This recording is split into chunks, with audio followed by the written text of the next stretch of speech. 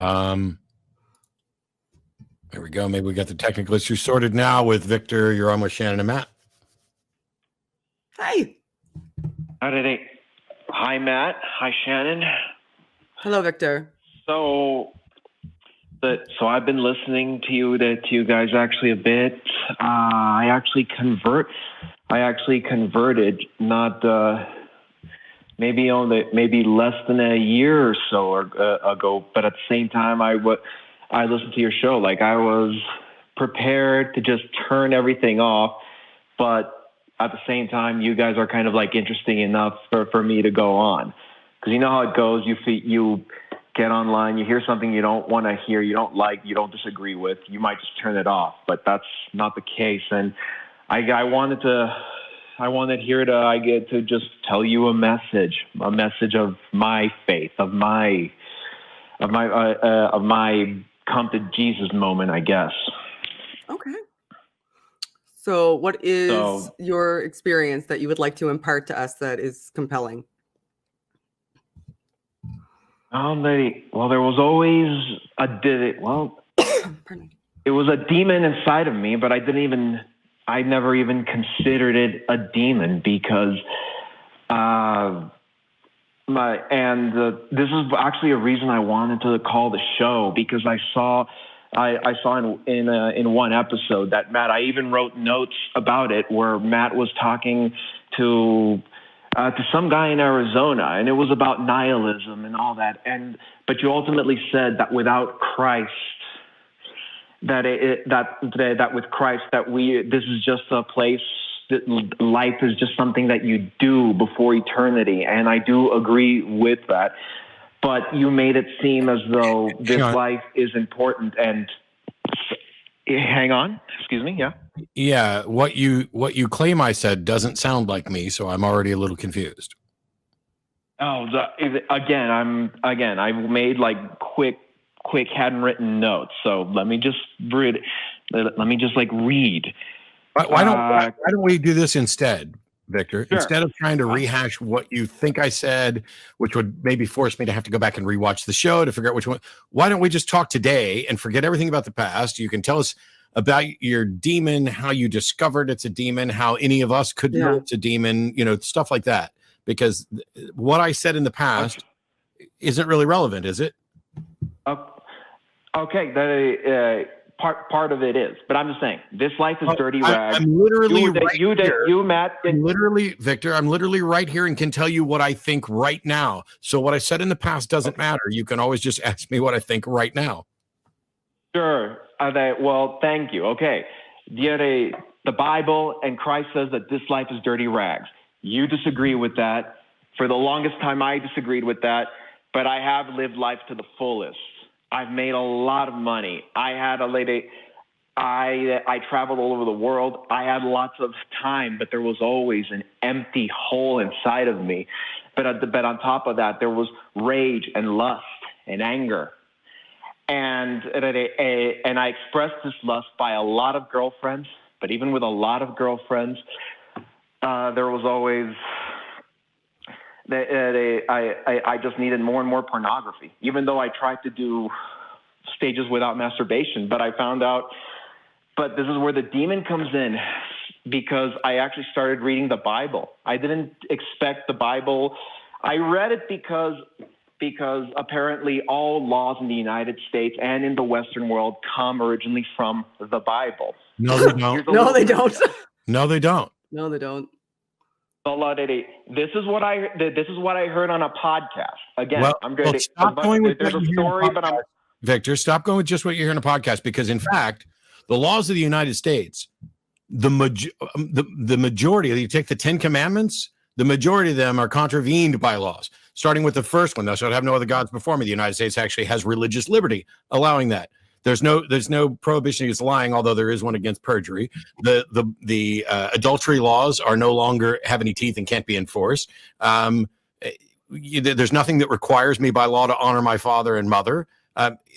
These things, the fact that societies have come up with laws, whether it be, the 10 Commandments or the Jewish law or the Code of Hammurabi or whatever, that these contribute to how societies build themselves is undeniable. But the laws and government of the United States are not based in any way on the Bible or Christianity. But I still want to get to this. So first of all, hang on. You seem to have this notion that sex is bad or masturbation is bad, something that I don't agree with at all, or that, it's too much, or that you can have porn addiction or whatever, which I don't think is possible unless you can demonstrate that it's doing something detrimental to your life. But at the end of the day, you blame all this on a demon. And I want to know, what on earth makes you think it's a demon, and how could you prove that to somebody? And that is where I could go with my experience. As for the law, again, because I want to get to the point, but it's kind of a long story, but it goes like this. On the podcast, I heard an interesting thing about the law. Here's an interesting bit of trivia, not related to what we're talking to. Did you know that in the United States, you are not a citizen of the country, the United States, but a citizen of Washington, D.C.? So I wanted to know more about law. So I got myself to studying law because I had just so much time to do so. Then, while studying law, there kept on being biblical references. I didn't read the Bible before. I was not religious. Then I read the Bible. And then I realized so much of this felt so true, especially Proverbs. Proverbs felt like a punch to the gut. Like bam, bam, every other page, every chapter, because every chapter is tiny in the Bible I have. And then I saw Christ, but I still had like this anger and this emptiness. And I'm saying, Christ, if you're there, help me. So more coincidence happened. That podcaster who taught me about the law put his hand on my shoulder, did a prayer, said, "You are not allowed demons anymore." And all this anger and hello? Yeah, we're still here. We're here. I'm trying to interrupt because first of all, I don't know. Because first of all, you started off with this thing that I'm not a citizen of the United States, but I'm actually a citizen of Washington, D.C. As far as I know, that must be, and is bizarrely not true. I mean, that's just not the case. And this is someone who, like, I did 8 years in the military. I'm a citizen of the United States, and you're telling me that I'm not a citizen of the United States. I'm a citizen of Washington, D.C. But you jump from that to Jesus told you that you're not going to have to deal with demons anymore. I'm just going to let Shannon talk. Deep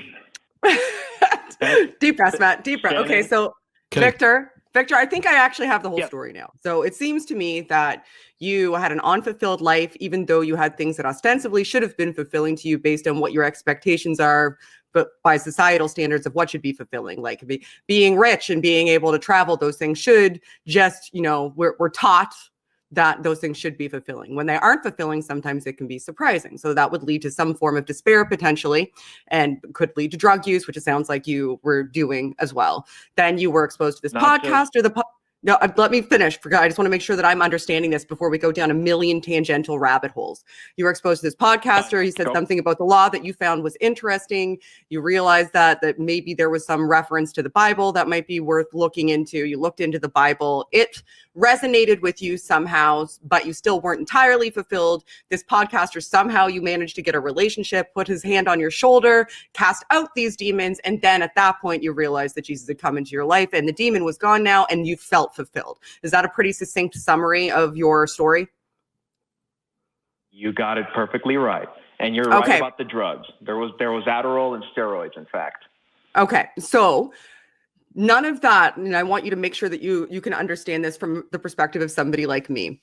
None of that is evidence that there was a demon in you. I can understand how for you, based on, I don't want to invalidate your individual experience, I can understand how for you, when you put all of those pieces together, the coordination between you reading the Bible and finding this podcaster may have given you a sense of fulfillment. But there's all kinds of pieces that are missing from this, as far as I can tell, Victor, because how you met this podcaster, the types of things this podcaster is saying, leads me to believe that maybe you have some sort of undue influence, potentially, and that undue influence may be leading you to believe that there's a sense of fulfillment by leaving these things behind, and potentially there isn't.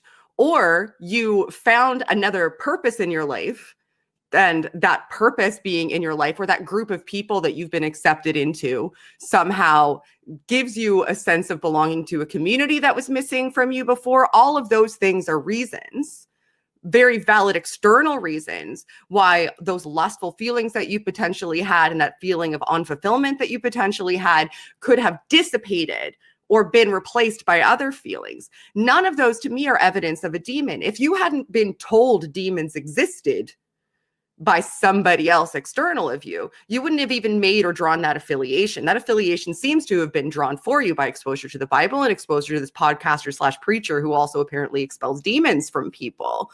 So if you're attempting to have a conversation where you're going to compel somebody like me to believe these sorts of things, you're going to need something significantly less circumstantial than that, because I just, based on this mild interaction that we're having right now with just a little tiny bit of information regarding the circumstances surrounding your conversion, can see plausible reasons that it's not what you're saying that would line up with external experience and psychology that, for a multitude of people.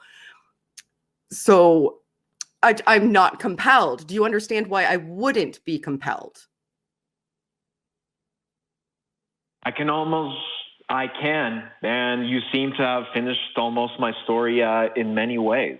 The only thing though is that this anger, because a huge driving motivation for me was anger. I hated people and I wanted revenge. So so my money making efforts, my seduction efforts, my time at the gym, that was anger. And now that anger it felt like that was expulsed from me through the power of Jesus. So it may not necessarily be the power of Jesus, though, Victor. It could be the fact that you found a community. You were throwing your energy into things you thought would make you happy, and they didn't.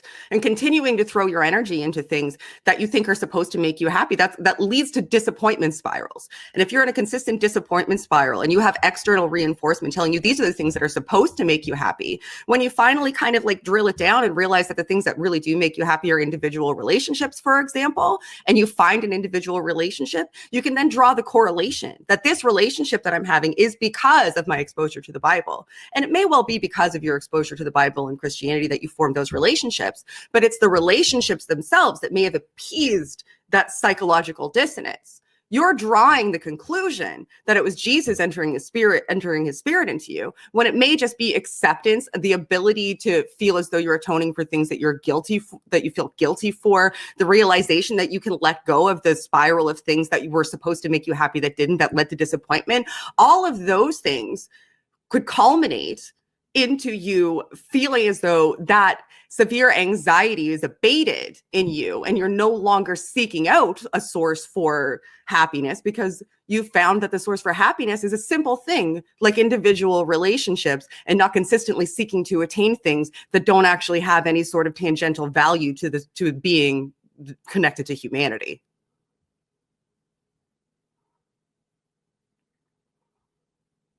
Victor? Before I say anything more, you're good, Shannon. You're good. I know about Matt Dillahunty and some of his history. I don't think I've seen you on the show. I've not been here before, so that makes sense. Are you perchance a psychologist, or just very into psychology? I have a degree in psychology. Yes. I have a degree in psychology, yes, but I'm not a psychologist. You know your stuff. You know your stuff, and that sense of community that you're saying, that I am in agreement with you that there is other human beings in my life, but I felt like I had a community before, but once again, my opinion of people was one of hatred. And if I can say, and one more thing really, was that one thing I learned about sin and not sin is that sin isn't just doing something bad or naughty, but it's going against God's laws. And when you go against God's laws, you are you are cursed, and you are inviting demons into your body, into your life. Hang on. I think that you're just conflating demons with bad emotions.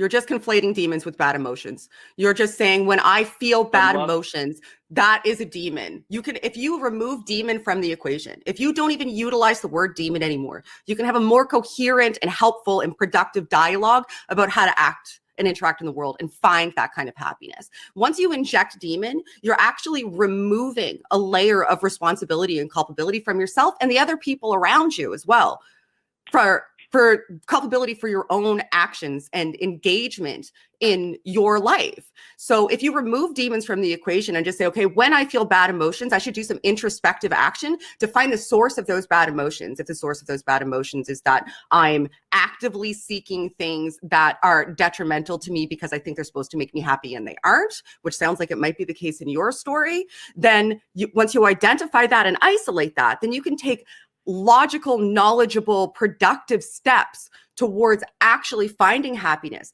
And it may have worked for you this time, but the problem with things like this is when you say a demon is what inhabits you and is causing this scenario to take place, you are shifting the burden of your own life choices away from you to something else, something that's not tangible. And you're actually at a detriment to yourself and other people if you purport these types of things, because you're preventing, they're thinking that the hands can be laid on them or they can read a book and that obstacle will be removed. And that is not always the case. It may have been the case circumstantially for you in this instance, but when you purport to these sorts of things, what you're saying is that somebody can say a prayer and it'll remove that burden. And what happens when it doesn't? What happens when it inevitably and invariably does not? The damage starts to snowball because what was supposed to remove it from you didn't remove it from you because it can't, because it's not real. What really does remove it from you is if you actually do the hard work and investing and finding out what the issue really, really is. This is a wall that you're putting in front of you because you think it solved a problem. It didn't. You're just making a correlation because of the circumstances. In part, why so many believers are struggling with incredible difficulties and desperately in need of counseling, while the church, in many cases, different varieties of churches, discourage any sort of counseling that isn't directly with the minister of that church, rather than people going out and getting the help they need. The thing that you said just recently, I would argue is clearly false, because you said that your understanding is that if you are living outside of God's law, then you are guilty and then will be subject to demons. So let me ask you a couple of quick questions. Do you think I'm living do you think I'm living outside of God's law? Of course you are. Do you think that I'm suffering from demonic possession or interaction? If you're not suffering, there's demons close to you. And I do believe that you are cursing your... That, by the way, is an incredibly dishonest way to engage with this, because the question I'm asking is trying to get to this claim that you have, that if you're living outside of God's law, you're giving yourself up to demons. And when I ask if I have, your answer changes to, if you're living outside of God's law, you're either being played by demons or they're close to you. Well, I don't give a shit if they're close to me. I want to know if they're real and if they have any impact on my life. And if it turns out that there's no impact on my life, then your hypothesis about living outside of God's law is clearly wrong, correct? In my experience, I am feeling that without Christ and Jesus, you are just going to be cursed, and it's going to wither away at you. But your experience, what experience? But you don't seem to be living like that either, Victor. What experience do you have with my life?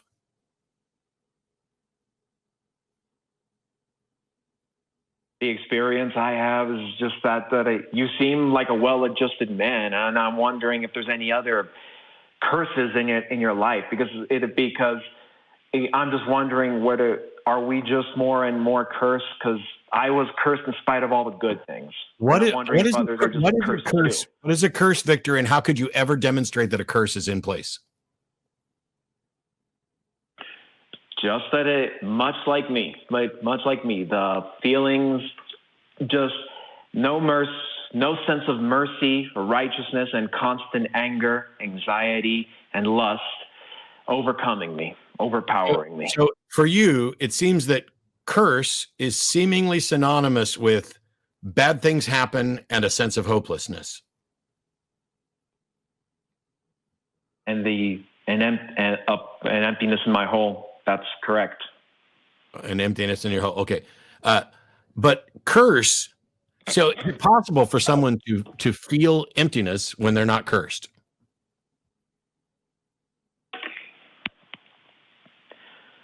No, because if you follow God's laws, you will. No. How do you know that? So if somebody doesn't feel empty, it's impossible for somebody to feel empty when they're not cursed, is what you're saying. How do you know that?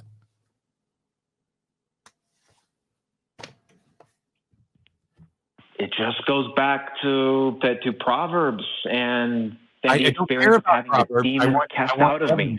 I want evidence, not what Proverbs said, and not what you think you've injected into or pulled out of Proverbs. I want actual evidence, right?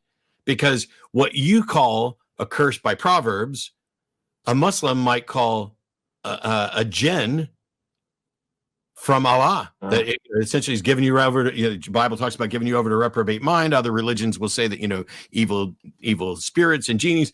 Others will say that it's fate or karma, that you did something in your past life, that is why this life here is so messed up. With multiple different candidate explanations for why there's hopelessness or struggling in your life, how did you determine that the answer you've come up with is the right one? How did you rule out the notion that in a past life you were just shitty? Because I've read those books before. I had the Tao Te Ching, I had the Bhagavad Gita, and I had the Dhammapada and other Buddhist texts, hoping that maybe a little bit of their answers might. But instead, I just realized that just invited demons. So I chucked those into the garbage. This is what you've just by going to Jesus. What you've just done, Victor, is not made anything remotely approaching a reasonable, sound argument, but just an assertion that you've read a bunch of stuff and this is the one you've decided is true. And that's not going to be convincing for me. Fine. It might not be convincing, but it was like one experience that led me, and it was, and I could tell you the date and time it happened. So okay. I believe that it really happened, and I can tell you, I believe that it happened at that date and that time, but I also believe that there is a strong chance that you are assigning a value to this experience that is a misattribution. So this is just a correlational effect. It could potentially just be a correlational effect. You just so happened to be at a point where you were seeking certain aspects of your life. Maybe you were ready, whatever. It could have been, you could have inserted another book where the Bible was potentially and come to some of the same revelations, but attribute it to that book that you were reading. And one of the reasons that I think that you are doing this misattribution is because when you're asked for evidence, when you're asked for, okay, well, how do you know it's this and not that? You say, well, I read it. What I hear is, well, I read it in this book. And this is the book that I read that seems to have appealed to me somehow. And it coordinated time-wise with what happened to me, what felt like the cessation of this depression. Now, go ahead, man. No, go ahead. I'm pretty much finished. We should probably wrap this up and move on to some other callers, because that'll give Victor some time to think about what you've said and reformulate stuff. And you can always come back if you have a better case for it. But I'm hoping that you understand why, if somebody tells me, oh, things have felt bad and hopeless, and I became convinced that it's a curse, but I have no evidence other than I became convinced it's a curse. Hopefully you can understand why that isn't convincing to me, to the point where you should realize, hopefully, why it shouldn't be convincing to you. Like, we should believe things for a good reason. And if the reason's not compelling enough for someone else to become convinced of it, then maybe we've made a mistake in becoming convinced ourselves. Mm-hmm. And it could potentially be damaging. Yeah, sounds fair enough. Thanks, Victor. Fair enough. I don't know what else to say. Yep. Thanks for chatting, Victor. Thanks for the call. As a reminder, we normally would be at the building, and any atheist or atheist friendly person that happens to be in the Austin area would get to come down to the Free Thought Library, and we would have a show, a dinner after the show, and meet, greet, and all that stuff. That stuff isn't happening. However, it's worth reminding people about the ACA Discord. If you feel that you're in need of conversation and there's somebody that you'd like to interact with, there are a bunch of people actively on the ACA Discord, as well as a number of other resources around that don't even include the ACA. So you can reach out to Recovering from Religion, recoveringfromreligion.org, etc. if you're having doubts or questions. And if you need the advice of someone trained in psychology and you don't have Shannon's personal cell phone number, you can also reach out to the Secular Therapist Project, and they will put you in touch with someone who will offer you science-based, real working counseling without appealing to gods or the supernatural at all.